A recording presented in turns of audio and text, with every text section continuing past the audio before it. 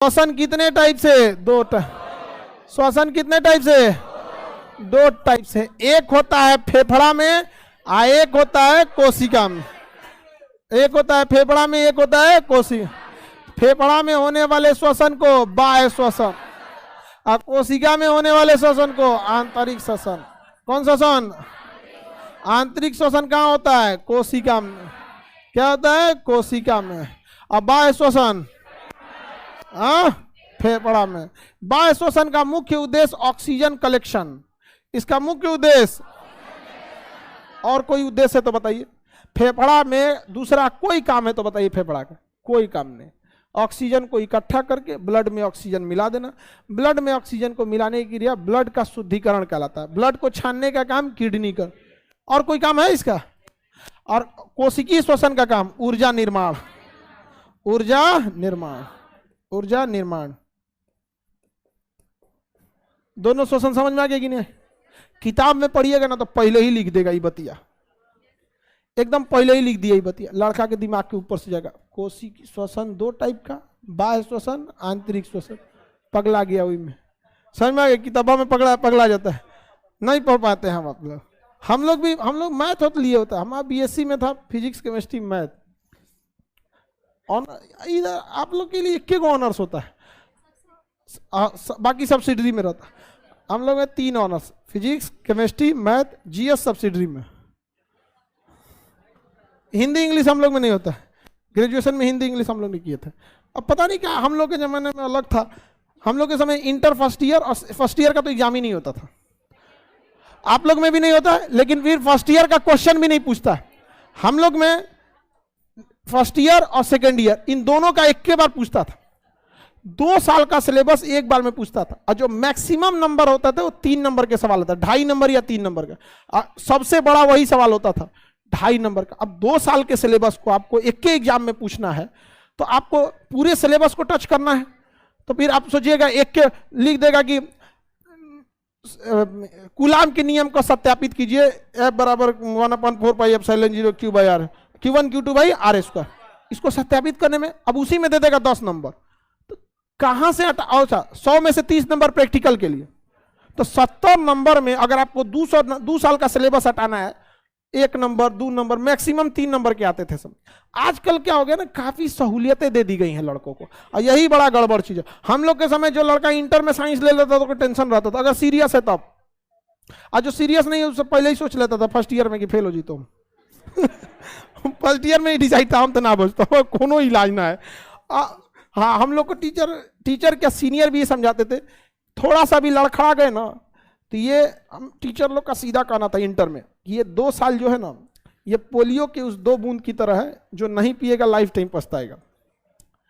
लेकिन अब तो रद्द कर 1 साल का 1 ड्रॉप कर दिया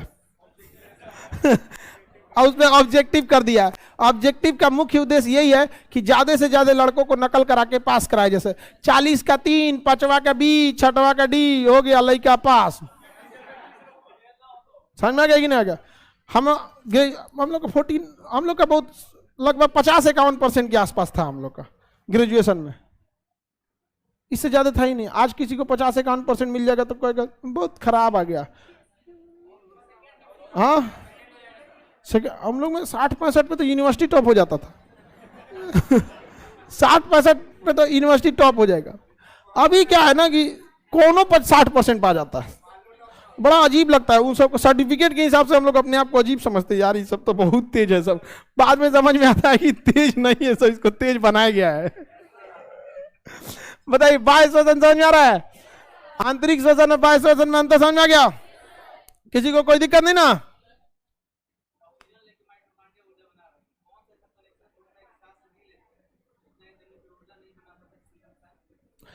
देखिए, इनका कहना है कि माइटोकॉन्ड्रिया ऊर्जा बनाता है तो ऊर्जा स्टोर भी रहता है। ऊर्जा क्या रहता है? स्टोर भी रहता है। इनका कहना है कि 10 मिनट हम सांस नहीं लेंगे तो सोचा मर काहे जाते हैं। 10 दिन, हम 2 दिन नहीं खाएंगे तो कोई दिक्कत नहीं है, ऊर्जा स्टोर रहती है। लेकिन हम अगर सांस लेना छोड़ेंगे तो मर क्यों जाते हैं?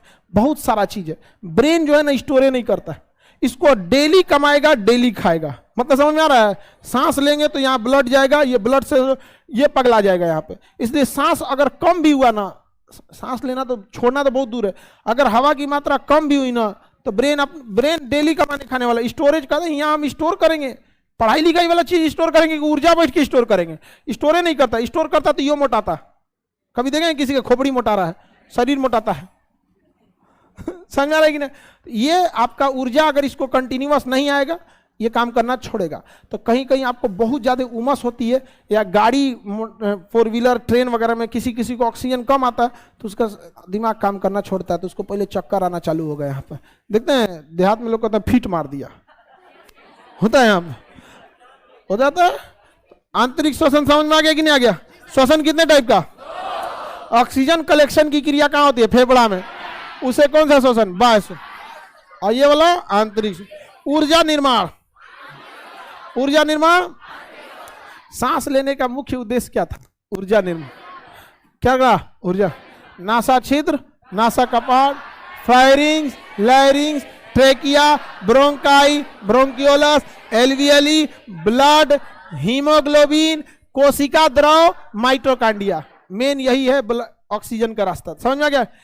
क्योंकि ब्लड गया, अब ब्लड में हीमोग्लोबिन, हीमोग्लोबिन के बाद कोशिका द्रव, और कोशिका द्रव का माइटोकांड्रिया। समझ में आ गया कि नहीं? माइटोकांड्रिया जब क्रेब्स साइकिल चलाता है तो किसका यूज करता है? ऑक्सीजन। और क्रेब्स साइकिल के फलस्वरूप कौन सी गैस छोड़ता है? CO2। और हीमोग्लोबिन इस CO2 को लेके कहां जाती है? बाहर। समझ में आ गया कि नहीं? दोबारा रास्ता बताइए। नासा छिद्र, नासा कपाट, pharynx, larynx, trachea, bronchi, bronchioles, alveoli, blood, haemoglobin, कोशिका, माइटोकांड्रिया। इसके आधा रास्ते को बाह्य श्वसन, जब तक ब्लड में नहीं मिला है बाह्य श्वसन, ब्लड में मिलते आंतरिक श्वसन।